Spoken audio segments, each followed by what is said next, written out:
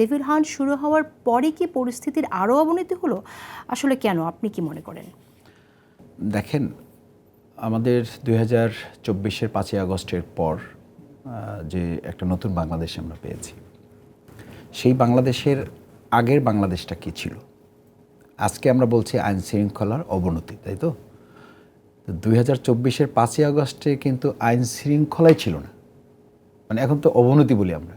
আইন শৃঙ্খলা আছে তো এই অবনতি হয়েছে। সেটা তো গণ অভ্যুত্থান পরবর্তী একটা সময়, পরবর্তী সময় তো আমরা একটা নরমাল একটা সিচুয়েশনের দিকে নিশ্চয়ই এগিয়ে যাব। আমাকে কিন্তু সেটা বিবেচনায় নিতে হবে। 15 বছরের ভেঙে যাওয়া একটা বাংলাদেশের হঠাৎ 5 মাসে কি আপনি সেই জায়গাটা কতখানি রিকভার করতে পারবেন? যে পরিমাণ আসামি, যে পরিমাণ অবৈধ অস্ত্রের তালিকায় সরকার দিয়েছিল, যে পরিমাণ অর্থ পাচারের কথা আমরা সরকারের কাছ থেকে জেনেছি, সেই টাকা কি আসলে উদ্ধার করা গেছে? যদি উদ্ধার করা না যায় তাহলে সেই টাকা কি বসে থাকে? সেই টাকা তো বসে থাকে না। সেই টাকা ওয়ালারা তো চেষ্টাই করবেন আপনাকে বেকায়দা ফেলানোর জন্য, আপনাকে ফেইলিওর করার জন্য, আপনাকে ব্যর্থ করার জন্য। আপনি তো one man one party player খেলোয়াড় না। এখন একজন স্বর্ণ ব্যবসায়ীকে ছিনতাইকারীরা আহত করেছে, তার স্বর্ণ ছিনতাই করে নিয়ে গেছে। এটা কি একটা সামগ্রিক বাংলাদেশের আইন শৃঙ্খলা পরিণতি অবনতি বলে এটা একটা সিগনিফিকেন্ট ইস্যু হয়ে যাচ্ছে? চাঁদাবাজি বেড়েছে, ব্যাপারটা কি বিভিন্ন জায়গায় চাঁদাবাজি বেড়েছে। চাঁদাবাজি বেড়েছে কেন বেড়েছে? তো ওই জায়গায় যে যারা এতদিন অন্যায়ভাবে ইনকাম করত, আমার তো মনে হয় তাদের ইনকামটা বন্ধ হয়ে যাওয়া এটা তার একটা পথ হিসেবে বেছে নিয়েছে। তার মানে কি তারাই সফল হচ্ছে? তারা সফল হচ্ছে না, এটা তো সফলতা কিছু না। সে চুরি করছে, সে ছিনতাই করছে, তারা ডাকাতি করছে। নিরাপত্তা নিয়ে শঙ্কা কাজ করছে। আপনার মনে থাকার কথা যে 2005 আগস্ট পরবর্তী 6, 7, 8 তারিখে কিন্তু প্রচুর ডাকাতি হয়েছে এবং সেই ডাকাতিকে ধরা হয়েছে, জনতা ধরেছে। তখন তো 2-3 দিন বলা যায় যে পুলিশ প্রশাসন বলতে কিছু ছিল না।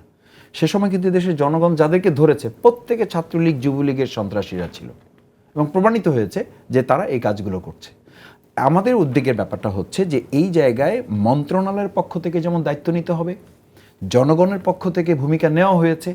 এখন রাজনৈতিক দল হিসেবে আমরা যারা আছি, এইখানে হচ্ছে আমার মূল অ্যাটেনশনটা, যে আমরা এখন নিজেরা নিজেদেরকে নিয়ে কথা বলবো, নাকি আমরা আসলে এই বাংলাদেশের মূল চ্যালেঞ্জগুলো নিয়ে আমরা কথা বলবো। এই চ্যালেঞ্জের জায়গায় কথা বলার জন্য শুধু অন্তর্বর্তীকালীন সরকারের উপর আপনি দায়িত্ব ছেড়ে দিয়ে রাজনৈতিক দলগুলো দায় এড়াতে পারে না।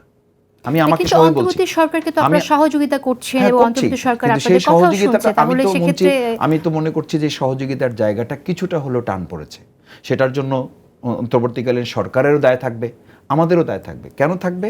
আমি বলছি যে দেখেন, আজকে আমাদের এই আইন শৃঙ্খলা পরিস্থিতির অবনতি নিয়ে যখন কথা বলার কথা, যখন দ্রব্যমূল্যের ঊর্ধ্বগতি, সামনে রমাদান আসছে, মুসলিম উম্মাহ সহ গোটা মানব জাতির জন্য এটা রহমত বরকতের মাস, তখন যেন সিন্ডিকেট করে আমাদের এই দ্রব্যমূল্যের ঊর্ধ্বগতি না হয়, এটি নিয়ে যখন আমাদের কথা বলার কথা, তখন কিন্তু আমরা এগুলো নিয়ে কথা বলার পরিবর্তে আমাদেরকে কেউ না কেউ কোথাও না কোথাও থেকে পরিকল্পিতভাবে আমাদেরকে কথা বলাতে বাধ্য করছে।